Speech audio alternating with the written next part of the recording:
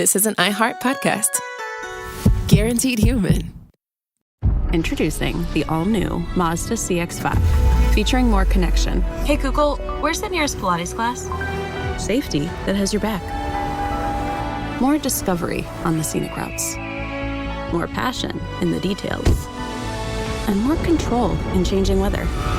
The all-new Mazda CX-5. More to move every side of you. See it in 5 films at MazdaUSA.com/5sides. Google is a trademark of Google LLC. Sequences shortened and simulated. The springtime thaw is finally here. Flowers are blooming. Days are longer. We're saying yes to more plans and finally getting outside. Running, walking, just moving again. It's the perfect time to upgrade your everyday go-tos with Bombas. Take Bombas sports socks. They're super comfortable and designed with sport-specific tech for running, cycling, yoga, hiking, you name it. I use them to run in, and I can tell you they work beautifully. So head over to bombas.com and use code SYSK for 20% off your first purchase. That's BOMBAS.com, code SYSK at checkout. Hello, everybody. It's Josh, and for this week's Select, I chose our surprisingly interesting June 2017 episode on food fads. This episode has everything you're looking for in a food fads episode: TV dinners, Oprah, thrills, chills, spills. It's an odd, good episode, so I hope you enjoy it. Welcome to Stuff You Should Know, a production of iHeartRadio.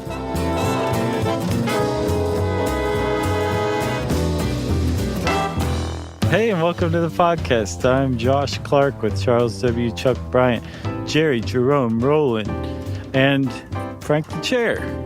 Oh, Frank. He's been here the whole time. He just keeps quiet mostly. Yeah, I don't have my hat on today, though, so we're one I know man what down. gives. I don't know. You know, I'm growing the hair out, so I thought I'd just let it flow. I noticed. It looks good. Well, Why are you growing it out? I don't know. It just sort of started happening. Then I was like, my brother's got good hair. His is longer. Yeah. I'm always trying to be more like him. Plus, can't have a butt cut with short hair. Yeah. Plus, I mean, I've had the same short, spiky hair for like 15 years. Mm-hmm. Time to mix it up. I know, man. When I started growing mine out, I was like, what am I doing? What's with this cue ball crap? I'm so tired of all this. Let me just see what it looks like, you know, with a... what's that quarterback's name? Joe Theismann. No. Joe Theismann. No. Terry Bradshaw. No. Well, you know, the one. Randall Cunningham. No. Tom Brady. Oh. Tom Brady. Despite your harassment, I still figured it out. What about Tom Brady? You want his hair? I have his hair, buddy. I don't know about that. I do. Me and Tom Brady know. Chuck. Yes. Did you grow up on TV dinners at all? No. Really? No, my mom was and is a great cook, so she wouldn't have that. I see. Wow. Well, I did. I grew up on TV dinners, and usually when a TV dinner appeared, seriously, you did miss out. They were pretty amazing when you're like 6, 7 years old. Oh, I've had them. When you were 6 or 7? No, I had them like in college. Oh, okay. So you understand the magic of a TV dinner, right? Sure. All right. Imagine that as like a 6-year-old. Oh, I'm sure. It was magical. Right? Yeah. All of your food's in like a different little compartment. There's a brownie just staring at you, waiting, like, just wait, buddy. Yeah. When you're 6, it's just even better. And when I was 6, if I would get a TV dinner, it meant that my parents were like going to do something, right? They were going to play bridge or something like that. Right. So it was like a special night. Hitting like a key party. Yeah, exactly. Right. I'd probably get to stay up late, or there'd be some babysitter or whatever. It was always just kind of a special thing when TV dinners made an appearance. My parents never did anything together. Oh, they never played cards or... No, man. I rarely had babysitters. I don't remember having babysitters. There was always one of them there? Yeah. Oh, maybe they didn't trust you. No, they didn't like each other. I got you. Well, then they may have really enjoyed key parties. Well, plus, you never know. I have a sister that's 6 years older, though, so... Oh, yeah. Built-in babysitter. Yeah, but they still didn't do a lot. I think I remember I can literally just think of a few times. They like went to an Olivia Newton-John concert once. Mm-hmm. They've got a pretty good track record so far. My mom went and saw Elvis, but not with my dad. Wow. On that last tour too, man. Oof. I think they called that the Jumpsuit Integrity Tour. Hold on a second. Let me catch my breath. Yeah.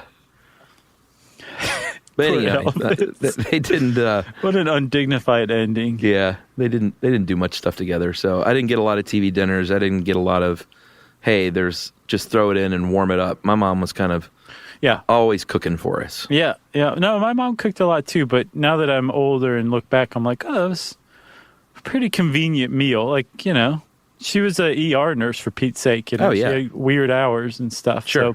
So, but she was a great mom. She raised me very well, as everybody knows. It's a well-known fact. So with TV dinners in particular, though, I have a certain amount of nostalgia for them. Sure. But apparently, like, America as a whole has a bit of nostalgia for TV dinners. There's a TV dinner in the Smithsonian, for Pete's sake. Yeah. And that's like America's greatest repository of nostalgia. For sure. Yeah.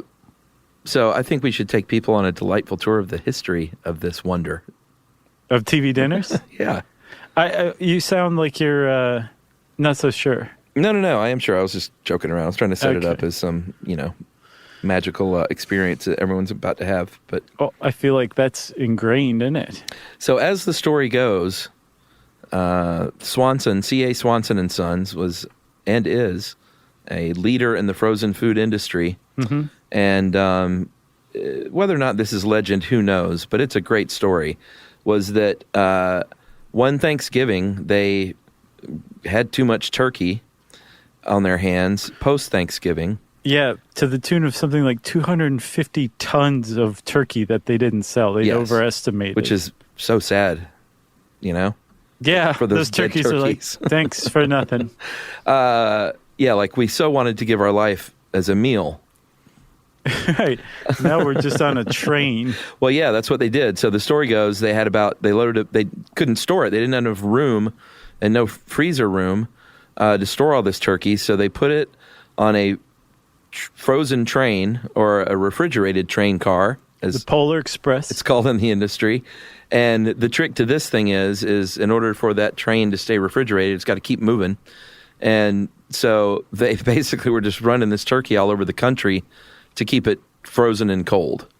Right. It's like that one movie set in the future with Tilda Swinton, where like the train never stops and all of society's on the train. Yeah, it's like great. That, but with frozen turkeys. That was a good movie. So it's like that cross between that and Speed. Yes. Like, so if the train ever stops, it's going to lose refrigeration. If it loses refrigeration, the turkeys all go bad. So there's this. Do you remember that Simpsons? Which one? When Homer's trying to describe or think of the name of the movie Speed. He's like, it's about a bus. If its speed goes down and it can't speed up, and he says it like that many times, and he goes, I think it's called the bus that wouldn't slow down or that couldn't slow down. Yeah, I remember that one. Very funny line. But this was real life, Chuck. This wasn't a cartoon or a joke. No.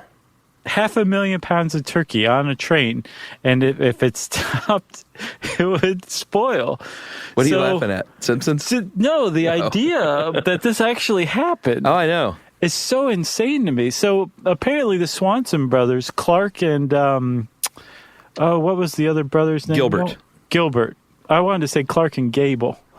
But Clark and Gilbert Swanson said, all right, employees, we need you to put your heads together and come up with an idea. So they had, and again, this is the legend, they had an employee contest where whoever could come up with what to do with all this turkey, I guess would just be the employee of the month or something like that. And all the while, this contest is going on in the Swanson Company. There's a train out there in the United States of America just circling endlessly, because it can't stop or else the turkeys will go bad. Until Tilda Swinton wins. Yeah. Yeah, so there was a salesman named Jerry Thomas, Gerry, not like our own Jeri. Right. Which no one ever gets right.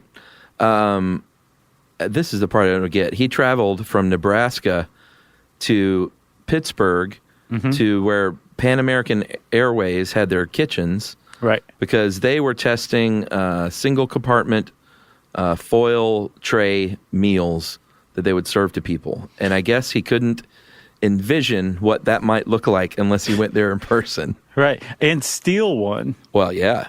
So, it was a single compartment, right? So basically it was just a tray that you put a bunch of food on. There weren't like different compartments in the tray. And he's like, I got to get my hands on one of these. Right. This is innovation. I don't understand that either, which is why his story smells a little fishy to me. Agreed. But this guy, Jerry Thomas, is he's known as the inventor, basically, of the TV dinner, right? Yeah.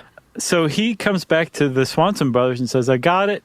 I've driven from Pittsburgh back home to wherever the Swanson Company is located. Where am I? He famously said.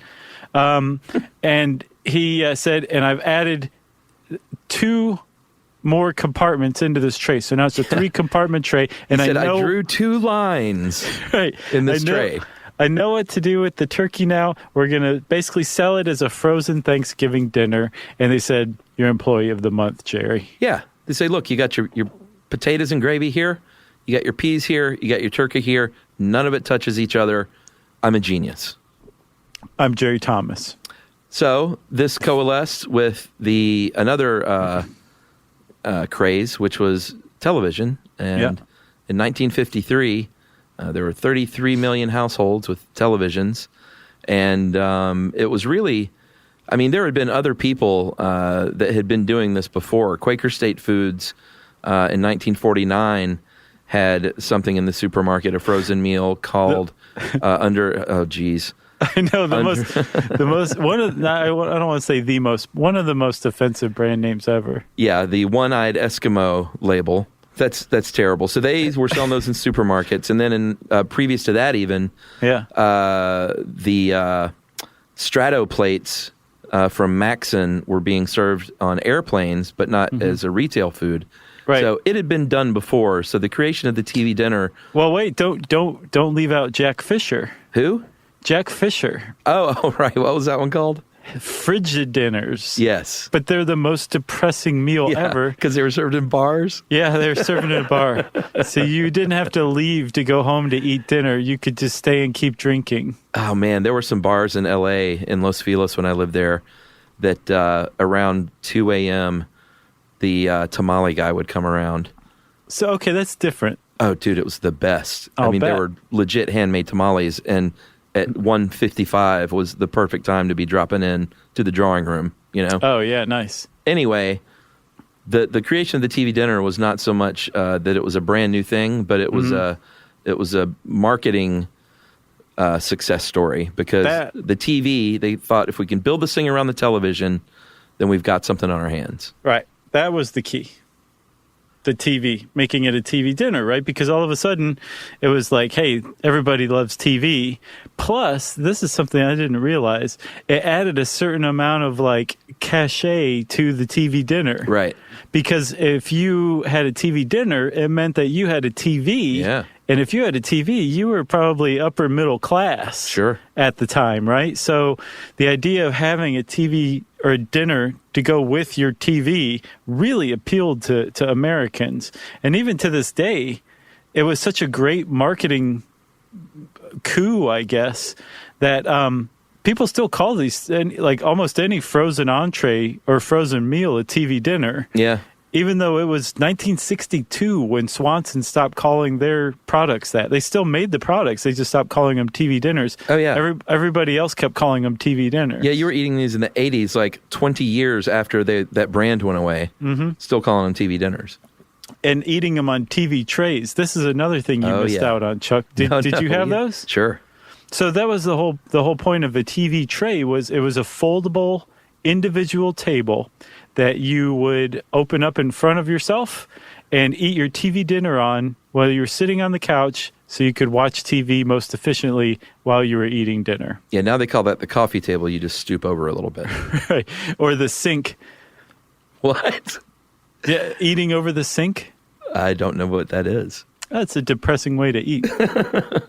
So these were actually called, that was the brand, Swanson's TV brand frozen dinner, and their big concept with the box, if you look it up on the internet, was it looked like it was designed like a little television. The box was the dinner itself was like the screen on the screen, and then it had the little dials on the bottom left and right corner, and it looked like a little TV. Right.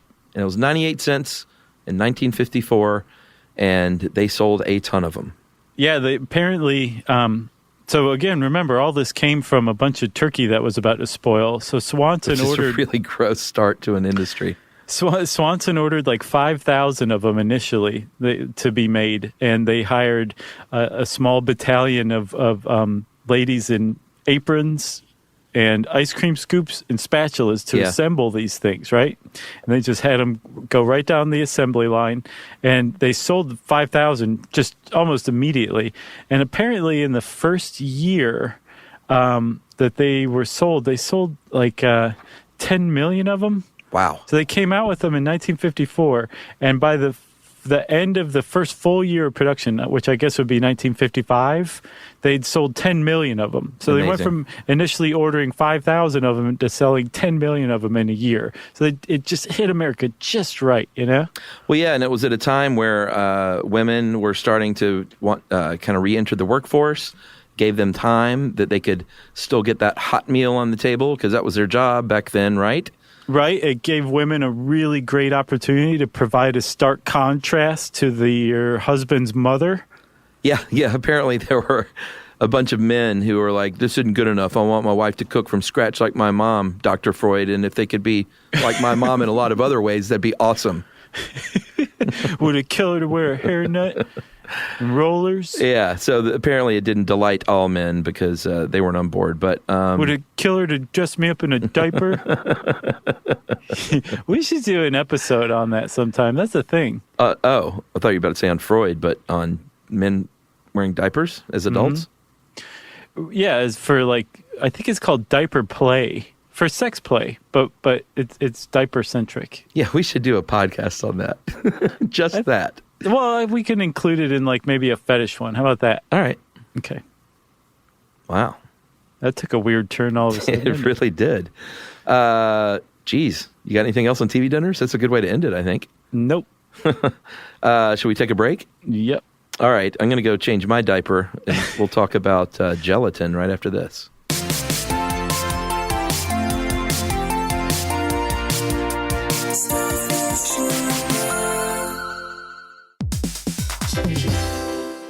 On eBay, every find has a story. Like if you're looking for a vintage band tee, not just a tee, the band tee from the last show your favorite band ever played. You wore it everywhere. Then your girlfriend started wearing it, which was cute until she dumped you and took it with her, which was not so cute. Yeah, well, anyway, now you're on eBay. And there it is. Same tee from the same tour. Still living in your memory, rent-free forever. See, the things you love have a way of finding their way back to you. But eBay isn't just for getting whatever your ex-boyfriend or girlfriend stole back, right? No, it's also for that rare championship foul ball you caught, then heroically gave to the kid next to you. And where else are you going to find your first car? The one you wish you'd never sold. But now, finally get the chance to take it back home. For good this time. So shop eBay for millions of finds, each with a story. eBay.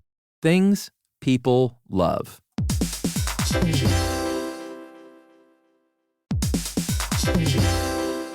If you're a business owner or an entrepreneur, you know how hard it is to get things done fast and well. Why not have both? That's right. That's why Wix Harmony stands out. It's a website builder that helps create a site quickly without compromising your vision. You can build a fully functional website for any type of business by just describing what you want. Then everything can be customized and edited to get it exactly right. There's also built-in support to help answer questions or guide you along the way. And here's what makes it even better. You can click anywhere on your site and make changes instantly. It's these details that make creating with Wix Harmony feel seamless. That's right. So join millions of businesses already using Wix and try Wix Harmony for free at wix.com/harmony. That's wix.com/harmony.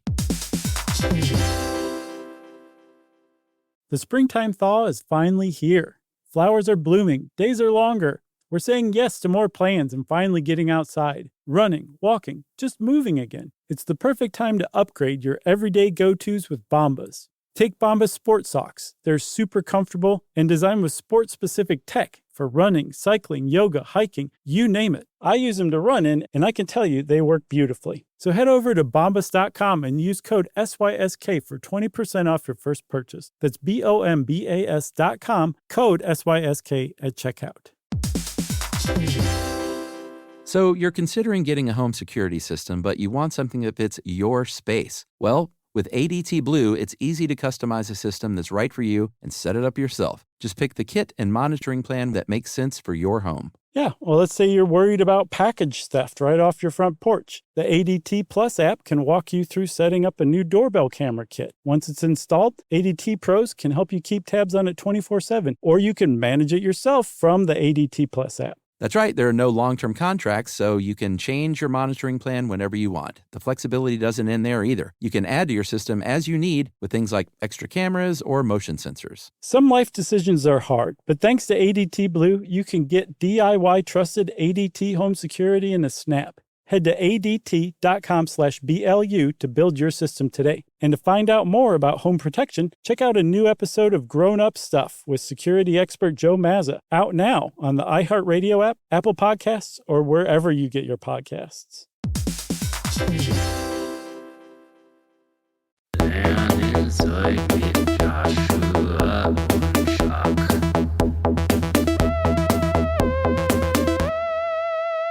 So, Chuck, you were saying that in the last one that that the TV dinner hit just right, Yes. and struck America in part because women were starting to enter the workforce, right? And what that was partially the result of World War II. World War II also changed things as far as food and food consumption and food packaging goes, and that apparently at the end of World War II, there were a lot of companies that had gone all into supplying the troops food. Yes. And we're making pretty great money, but apparently we're basically caught with a large amount of supply when the war ended. And they said, well, if we don't figure out a way to get non-wartime America, the regular American consumer, to buy this stuff, we're going to go out of business. We're overextended, basically.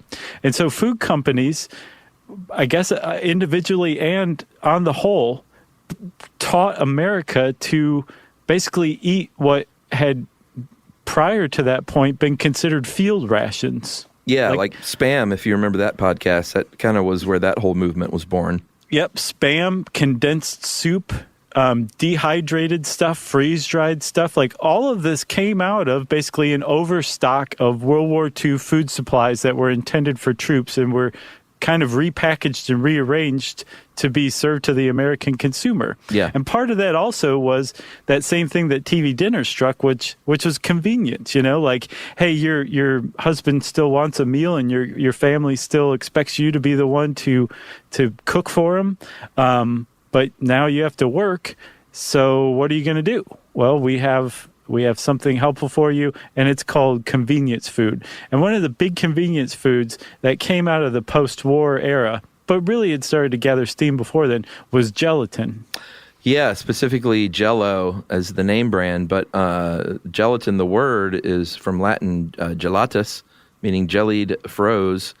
And it was first used in Egypt, but was really first used in cooking in France. And, I think most people know this by now, but if you don't, gelatin is a protein, and it's produced from collagen from boiling animal bones. Yeah, or hooves. Yeah. So it's glutinous, basically, and it can go one of two ways, I think, depending on what you do with it. You can turn it into glue, or you can turn it into food. Yeah, that's never a good start. No, it really is. Yeah, and a guy from the 17th century in France, what was his name? Pepin? Yeah. Someone Pepin. Denis Papin. Right. Who may or may not be related to Jacques Pepin. Yeah. Who's great in French. He's also a cook. He was the first person to mention it in writing, I believe. And then it just kind of sat there for a while until the 19th century, when I guess people were aware of gelatin and that you could use it as a food, but it was extraordinarily gourmet. Like the average person was not making Jell-O at home. It was very time consuming. Yeah. You had to start from scratch and boil animal bones to start the process of gelatin. It was the exact opposite of how we think of gelatin today, which is instantaneous, right? Sure. So easy. Yeah. So in the 19th century, this guy named Peter Cooper figured out a way to turn gelatin into a powder form, a dehydrated gelatin powder. And it went absolutely nowhere for 50 years. And I was surprised to find this out. I knew gelatin was pretty old, but it's interesting how it's just kind of moved along in these very slow little fits and starts. Yeah, like no one would give up on it. No. It was interesting. Which is weird because it's really disgusting if you think about it. It should have been given up on. Yeah, and it never was. It's a very bizarre invention. It almost makes you feel like there was some sort of divine hand guiding gelatin along in its progress. So later on, in 1894, a guy named Charles Knox kind of revolutionized things when he came up with a process that resulted in a dried sheet of gelatin. And he hired salesmen to go door to door to show women, like, hey, you can add liquid to these sheets. You can make desserts. You can make aspics, which is a really gross word, I think. It is. It's not. It's a gross thing. It's a savory gelatin. Yeah, which we'll get to that. But a couple of years later, Rose Knox, was that his wife, I guess? Yes. Published a book called Dainty Desserts, which is a book of recipes. And things were kind of moving along a little bit. Then in 1895, there was a cough syrup company in New York called Pearl B. Wait? Mm-hmm. Is that what it's called? Pearl Wait. Okay. Was the cough syrup. WAIT. Right. But they weren't selling much cough syrup, so they said, all right, let's get into the food business. And the wife, whose name was May, said, let me add some fruit syrups to this stuff. And actually, she's the one who named it Jell-O. She came up with that name. Yeah. But they didn't succeed either and sold that to their neighbor, Francis, is that the whole name? Orator Francis Woodward? Yes. For $450, this person purchased the name brand Jell-O. Right. And he almost fell victim to the curse of Jell-O as well, right? He could do nothing with it either. Despite some early attempts, he apparently tried to sell it to his supervisor at work for $35, even though he paid $450 for it. So at some point, I guess he decided to give it another go, and he hired a bunch of traveling salesmen, sent them out to fairs, community gatherings, that kind of stuff, and said, teach the people how to make the Jell-O. And this time it started to stick, actually. Jell-O kind of hit at just the right time finally. Or I should say the world was finally ready for Jell-O. Part of it had to do with refrigeration. Yeah, for sure. Once, refrigeration is key for Jell-O, as we all know. Right. And once those technologies were developed, it kind of, it formed, literally. It all congealed. And figuratively. And then once advertising started taking over, like in the mid-1930s, General Foods had a very famous radio ad from Jack Benny, the JELLO tag, which really kind of helped push things along as well. Yeah, and I noticed that at some point they started dabbling with other flavors. I think originally they tried strawberry, raspberry, orange, and lemon, right? And then they tried chocolate. And they apparently chocolate didn't go over very well, so they released it. As a pudding, though, right? No, first they just released it as chocolate Jell-O. Oh, God. That's pretty awful. And then they thought, maybe we should add milk instead of water. And that's when they came up with Jell-O pudding, and they re-released chocolate. And that spurred like a whole pudding line, including something I grew up on, which is butterscotch Jell-O pudding. Oh, yeah? Man, that was so good. Except you had to get the skin off. The skin was no good, but everything under the skin was great. What's the skin? It was just like on top? It was the tougher layer on top, yeah. But if you just scraped it off, you had some nice pudding underneath. Emily still loves the chocolate Jello pudding. Yeah, it's good. Yeah, she'll make a parfait, Oh, nice. a little pudding, a little whipped cream, Yeah. little pudding, little whipped cream. She knows how to live. Yeah, she does. It's a special night. That happens about 3 times a year, and I'm like, Nice. oh boy, it's parfait Yeah. time. So in the 1950s, supposedly the Jello shot with alcohol was invented by this really interesting guy named Tom Lehrer, who he was a mathematician and a singer-songwriter who I looked into him. He did song parodies about math and chemistry. I guess he was like the Jonathan Colton of his day, as far as I can tell. And he was also in the Army. And to get around alcohol restrictions, as the story goes, he claims he invented the Jello shot, which I've never had. What? I've never had a Jello shot. Wow. Well, you're not missing much. They're pretty gross. Well, Jello. I can't stand Jello. Well, even if you like or are ambivalent to Jello, it's just gross. Does it taste like It's tequila Jello or whatever? Yes, it's a very obnoxious taste. You're supposed to use I think you replace half of the water with whatever liquor you're using. Usually people use vodka. Well, yeah. It really just stands out in a noxious way. Gross. By the way, Tom Lehrer, I thought that name sounded familiar. He is pretty great. He wrote this one song called "The Old Dope Peddler," and 2 Chainz actually. You know the rapper 2 Chainz from Atlanta? No. Yes, you do. Oh wait, was he our guy? Was Which he the guy that judged that? No, car race that thing was, with us? oh man, who was that guy? That was Young Jock. Oh, right. No, 2 Chainz he's huge, man. He did a song where he sampled the old Dope Peddler, and he, I guess, wrote to Tom Lehrer to ask for permission to sample it. And Tom Lehrer had this awesome, famous response. So just read up on that. Did he let him use it? Yes. Oh, great. So he's the opposite of Don Henley. And Henley probably would have every sued him. single way. Yeah. Yeah. But Jello shots are gross. Jello shots are gross. So Jello is speeding along. It's taking over America.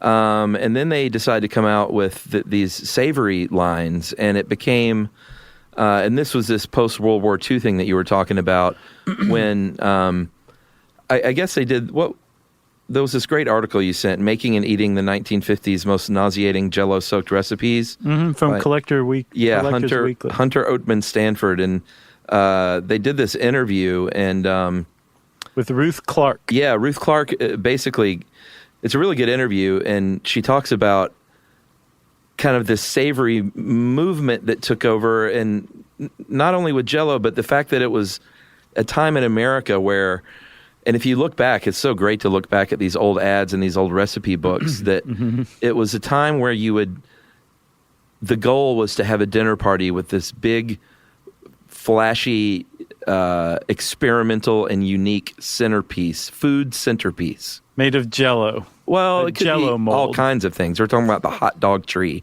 Right. Yeah, there it could be a lot of different stuff. And I think that's what Ruth Clark does. She recreates this stuff, right? Yeah. And her poor husband has to eat it. But a lot of those things were Jello molds. Oh, yeah. And a lot of the reason why Jello molds were so weird and so popular is because Jello put so much time and effort into publishing cookbooks, and the whole point was all of these food companies wanted like all of their products to be your entire meal. Yeah. So they were putting these random products that the food company made into some really weird configurations, and they came up with some very odd Jello molds in the 50s or 60s. It was such a sad culinary time. It was, but Ruth Clark makes a good point that to the people at that time, like a really well thought out fancy Jello mold was as a centerpiece of your table was like the pinnacle of classiness. Yeah, but we're talking about like a shaped mold with like lamb shank and asparagus inside of Jello. Yeah. A savory Jell-O that's like celery flavored. Oh, you're lucky if it was savory. The lime Jell-O was one of the most abused Jell-O flavors of all time. People would put tuna and stuff in with the lime Jell-O. There's one called Perfection Salad that's coleslaw inside of lime Jell-O. Yeah. And what Ruth Clark pointed out was that gelatin apparently preserves food really well. And that coleslaw that would have otherwise been inedible and runny after day 3 was still like crunchy after day 5 when it was put inside of a Jell-O mold. It's gross. Still gross, yeah. There's actually a great BuzzFeed article if you want to get an idea of what people were doing in the 50s, 60s, and 70s with Jell-O molds. It's called 17 Horrifyingly Disgusting Retro Gelatin Recipes. And they are gross, man. Like cottage cheese and salmon mold. Yeah. Yeah. I mean, I hate Jell-O. Oh, man. This Period. must be like your waking nightmare. I couldn't even look through it. You sent it to me, and I scrolled about halfway through and just deleted. I threw my computer out the window. The best one I see is lime cheese salad. It's lime Jell-O mixed with cottage cheese. Oh. And then into the center of the Jell-O mold, you put a seafood salad. Oh, my God. Sauerkraut mold. It just goes on and on, but it was a weird time. And again, Ruth Clark has a bunch of theories. She said she can't really answer exactly why Jell-O molds were as big as they are, but she posits that part of it was this idea that there were all these companies trying to get you to use their products, and these were just monstrosities that they came up with, and people fell for it. Oh, like canned salmon, canned tuna in Jell-O. Right. My God. So that's Jell-O molds, man. Where do you want to head next? Let's go to the crock pot. All right.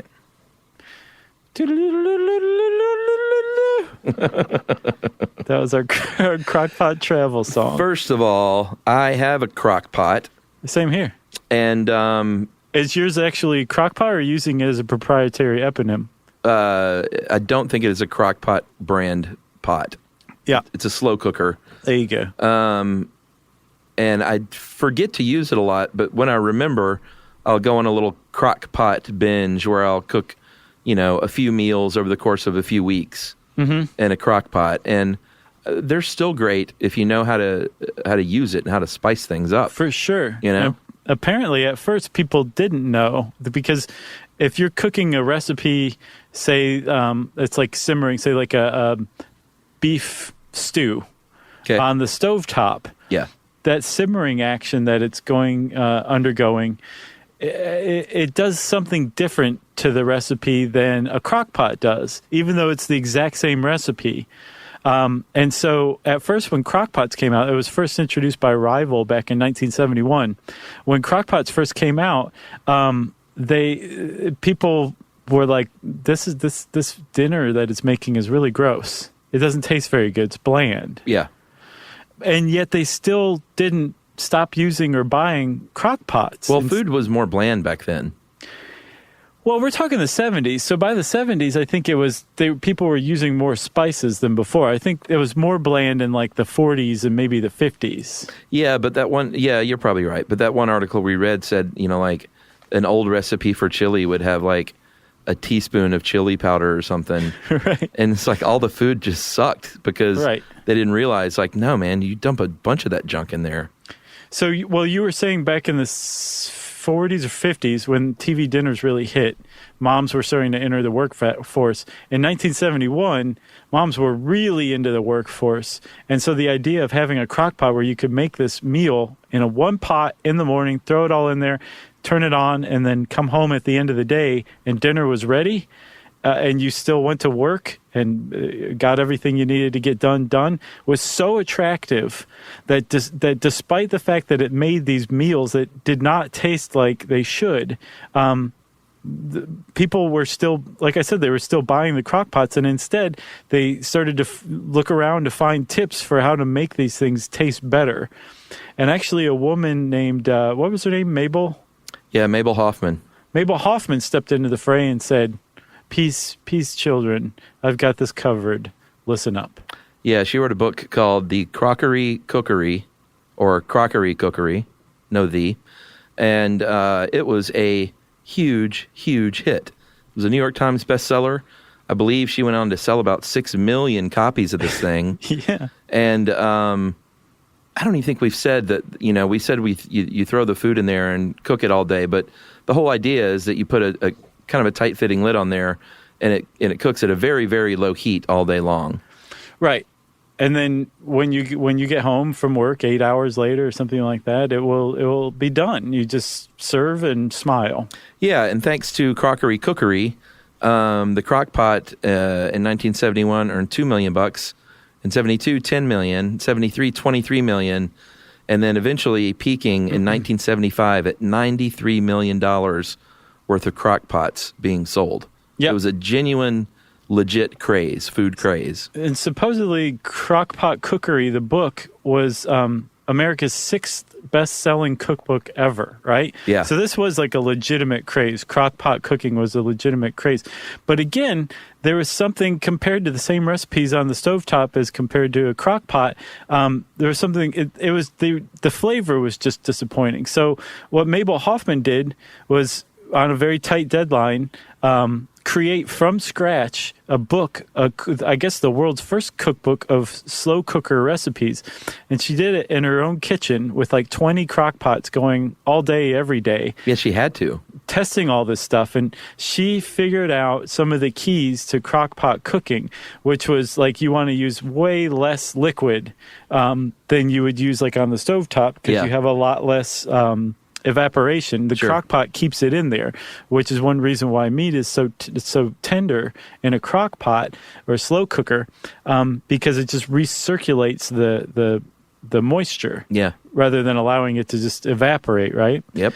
And then another thing she came up with was that when you use herbs into the recipe, you want to reserve some of them for right before the thing's finished cooking, so you can add it like a pop of fresh flavor. Yes. So once she figured this out, crockpots just took off even more. Yeah, so they were selling a bunch of crockpots. She was selling a bunch of cookbooks. And eventually she said, hey, I really was onto something here. So she wrote Deep Fry Cookery, Chocolate Cookery, and these are 78, 79, 77, like kind of all in a row. Crepe Cookery.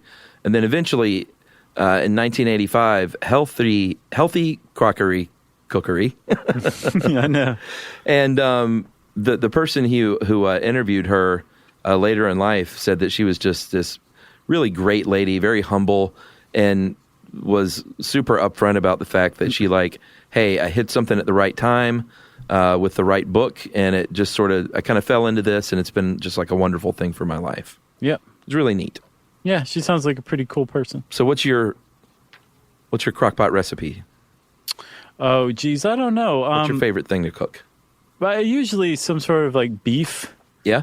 It just does such a good job, like making a roast or something, you know? Okay. But yeah, I that's usually what I'm cooking when I cook in a crock pot is beef. All right. Josh's beef crockpot surprise. Right, with aspic. You want to take a break? Yeah, let's take a break, and we'll finish up with a interesting bit on oat bran.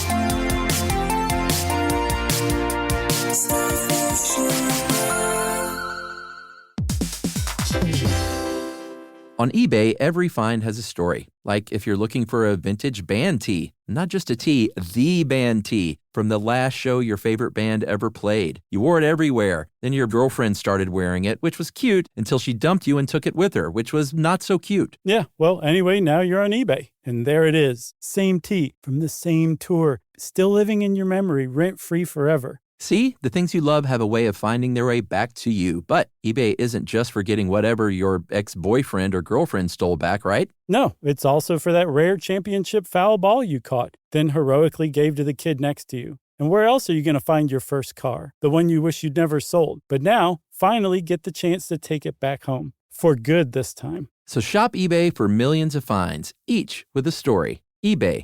Things people love.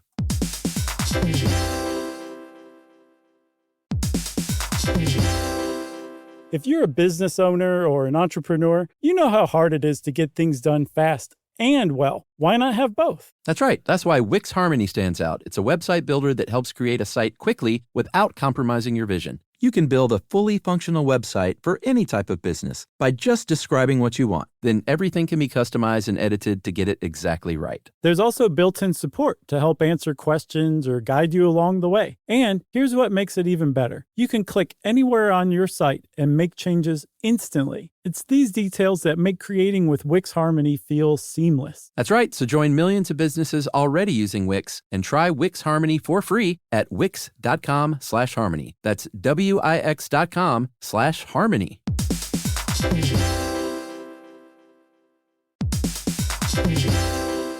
Hey, everybody, here's a fact for you. In the United States, there is a break-in every 26 seconds, and that means that somewhere right now, an intruder is getting closer. And the problem with most security systems is that they only alert you after the break-in has started, and that's too late. Well, that's what makes SimpliSafe different. They use alerts. SimpliSafe's US-based live agents, they identify threats on your property and help deter them before they actually break in. So the intruder never gets into your house. The crime is stopped before it even starts. That's right. And another great thing about SimpliSafe is they have no long-term contracts. They give you peace of mind and great value with their monitoring deterrence plans because they just start at about $1 a day. Yeah, SimpliSafe sent us a setup years back, and I still use mine every day. Yeah, and apparently setup, you can do it by yourself in under 30 minutes, so it's a really good value and it doesn't take long. So if you want to experience the SimpliSafe peace of mind, you can take advantage of the SimpliSafe discount offered to Stuff You Should Know listeners. Right now, you can get 50% off your new system by visiting simplisafe.com/stuff. That's half off at simplisafe.com/stuff. There's no safe like SimpliSafe.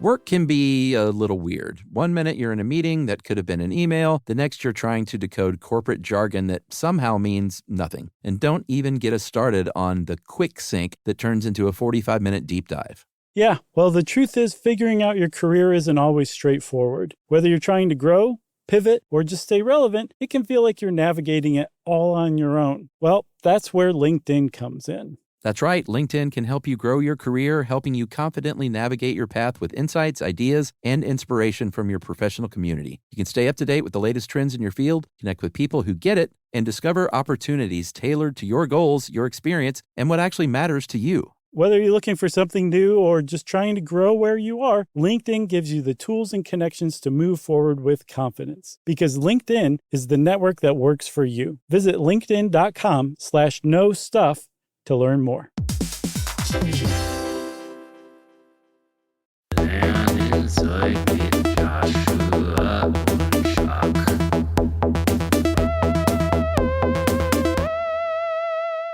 So, Chuck. Yes. We finally arrived. We're just going to go forward a few years. The Wayback Machine is in the shop, which is why I'm having to do it. To the 80s, man. And oat bran. Yes. I know that we differ on the interestingness of this one. I'm just fascinated by it. Really? I really am, man, because it's got it all. It's like, it's got the 80s. Okay. Do you remember that SNL, the famous SNL ad for Colon Blow? I do. That was based on this. It came out of this trend. Uh-huh. Has to do with studies that contradict those studies. Yeah. Bad science reporting, the whole thing. Okay. I love it. Oats. Oat bran. Yeah.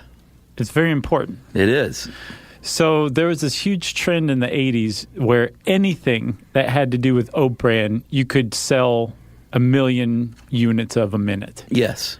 So much so that there was a 1990 article from Tulsa World that said that the LA Times article from 1990 said that there were over like 300 different items available in grocery stores at the time that touted on its label the fact that it had oat bran in it. People were nuts for it. Yes, they were. And this is largely due to some studies that came out that said that oat bran was kind of a miracle food for lowering cholesterol. Right. And that was like back in the late 70s. And I guess Quaker Oats took notice of those studies and they released a thing called Mother's Oat Bran. But they sent it straight to the hippies at the health food store and didn't do anything about it. They just released a product and that was that. Yeah. And then Kellogg's came along and said, hey, you know what? what if we start telling people that our food can basically prevent cancer? Can we do that? And the lawyer said no, and the president of Kellogg said, well, we're doing it anyway. Who's going to stop us, Reagan? And Reagan said, no, I'm not going to stop you. That was a good Reagan. Thank you. And so they said, okay, well, you eat our cereal and it will reduce cancer. And nothing happened. There was no blowback, despite the fact that this had been illegal for nearly a century. And then Quaker Oats partnered with Chicago's Northwestern University and Linda Van Horn in 1986 because they had a similar study about oat bran cutting cholesterol. Right. So they're starting to say, well, Kellogg didn't get in trouble. Let's try this ourselves. And they went out and they hired Wilford Brimley. You remember his ads? Yeah. I think I told the story about working with him. Oh, yeah. Wasn't he like the antithesis of what his persona was? Yeah. The word got around. They were like, this, just it may be a short day. Because that's how it goes with him sometimes. That's so funny. And I think it was. I think we wrapped it about half day because he was just like, I'm done. I'm cantankerous. Yeah. But in the meantime, when the cameras were rolling, he told everybody that eating Quaker oat bran was the right thing to do. And it would cut your cholesterol. That's right. And then this book came out. So things are starting to build here for oat bran. This book came out called The 8-Week Cholesterol Cure by a guy named Robert E. Kowalski. And it chronicled the decline of his LDL, the bad cholesterol, just from eating an oat bran diet. And that book became extraordinarily popular. Yeah. Supposedly it was one of the greatest selling self-help health books of all time. It just took off. Yeah. And then yet another thing happened. And this was the thing. This is like where the peak began. I think the Journal of the American Medical Association, April 1988, published a study from the University of Maryland where these researchers found that, eating oat bran could really significantly lower your cholesterol. And not only that, it does it for a sixth of the price of the expensive cholesterol-lowering drugs. That's right. And people ate even more oat bran. That's right. The trend is developing. Can you see it? I think it's fully developed at this point. So everybody's going oat bran crazy. And one of the big things that they were doing was eating oat bran muffins. But these oat bran muffins were like loaded with fat and butter and eggs. And so they weren't actually doing anything to lower their cholesterol because the effects would be counteracted. Suckers. Right. But in the meantime, people were still having fun eating lots of muffins and pretending they were really healthy. And then this Harvard study came out, and it basically said, you know what, you're all fools. You're dummies. You know how it lowers your cholesterol? Because it keeps you from eating bacon and eggs. That's how, you chumps. Well, yeah, and then that study itself was attacked because they only studied 20 people, which is not much of a study. It isn't. And the people who were on the oat bran diet were eating 20% more fat than the control group. It was a terrible study, almost like they wanted to take oat bran down a peg. Yeah. And it worked really well. It's basically the science reporting in major newspapers and the news services reported that oat bran was the greatest thing ever. And then they suddenly turned on it and said oat bran is nothing. And everybody dropped oat bran. And if you read the stuff today, it's true. Oat bran really does lower cholesterol. Sure. But it just got overhyped. Right. Because of the 80s. That's the 80s for you. Yep. That's food fads, man. You got anything else? I got nothing else. All right, man. Well, if you want to know more about food fads, you can type those words into the search bar at howstuffworks.com. And since I said search bar, you're not going to get much, though. No. You may want to just look elsewhere, but still. Since I said that, it's time for listener mail. I'm going to call this MS Response, and I would like to say that we got many, many great responses from our MS episode, a lot of warm thoughts from people about my friend Billy, and it was just really great. People with MS, people who had people in their family. We heard from doctors and nurses, and that's just ended up being a really good episode. Yep. So we appreciate that feedback. Yep. But this is from anonymous listener. Hey, I've been listening to your show for a couple of years now. I want to thank you for making my commute more engaging. I listened to the show on MS on my ride home and like to commend you for how well you handled the topic. I was diagnosed a few years ago at 19 Luckily, my diagnosis was quick due to the severity of my first relapse. And I feel like your podcast would have helped me understand and cope with the diagnosis in a more constructive manner than my initially trying to self-destruct. Since then, I'm continually learning about the latest research in history. I love that you discussed Lidwina and Augustus d'Este, as a lot of the time they don't come up in the mainstream discourse of MS. Didn't really know any history until I wrote an undergrad history paper on MS last year and found reading through bits of d'Este's journal to be the closest I've ever felt with a historical person. You mentioned that many tend to keep their diagnosis a secret. I'll admit that with me, it's a need-to-know basis, and I rarely openly talk about it outside of family, friends, and the support system. My support system, mainly because of the stigma of the disease and that the assumptions circulating MS tend to negatively alter people's perceptions of myself as an individual. I've had people approach me when I start limping thanks to fatigue and a permanently numb foot, but I'll brush it off and tell them there's nothing to worry about or it's an old injury. However, I think with time it's getting easier to talk about thanks to resources like your podcast that are well-researched and accurate. I cringe whenever someone tells me there's an easy homeopathic solution to my ailments, and sometimes I struggle with discussing MS in an accessible way that doesn't solely rely on the clinical pathological understanding of it, and I will be sure in the future to redirect people to this episode. Thank you so much for sharing, and we said we keep this anonymous because this person... That was close. Yeah, this person said, that's great that you read it, but if they're keeping it quiet for now, we don't want to, broadcast the name. Sure. Yeah. Nice.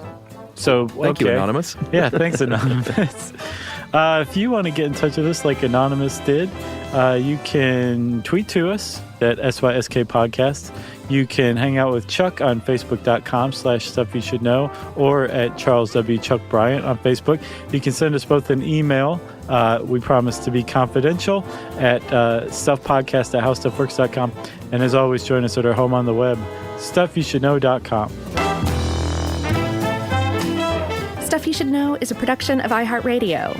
For more podcasts from iHeartRadio, visit the iHeartRadio app, Apple Podcasts, or wherever you listen to your favorite shows.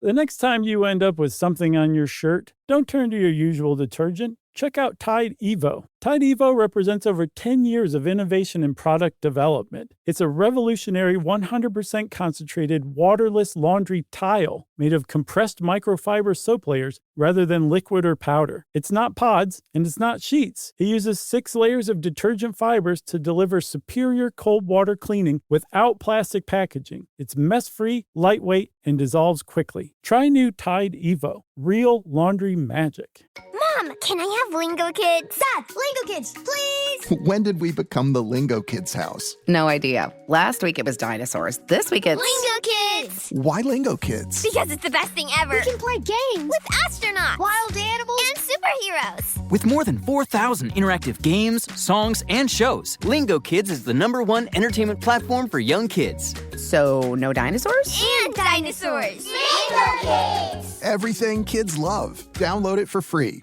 You could be adored by everyone and still completely ignored by your cat. Trust me, I know. But if you feed your cat Sheba, you can go from being ignored to truly adored in 12 days guaranteed or your money back. Sheba has a full menu of products, appetizers, entrees, treats, even a kitten's menu. It's so cute, so Sheba has a product for even the pickiest eater. Like Sheba Puree, it's made with bone broth, their chef-inspired flavors. It's got a smooth and creamy texture that cats love and contains no corn, wheat, soy, or artificial flavors. It's food that your cat's gonna love. To learn more, check out Sheba.com. That's SHEBA.com. Service opens doors, and at American Military University, it can open doors for the whole family. If you have a loved one who served in the military, you may qualify for reduced tuition. AMU offers flexible online programs designed to fit your schedule, so you can keep moving forward wherever life takes you. Learn more at amu.apus.edu/military.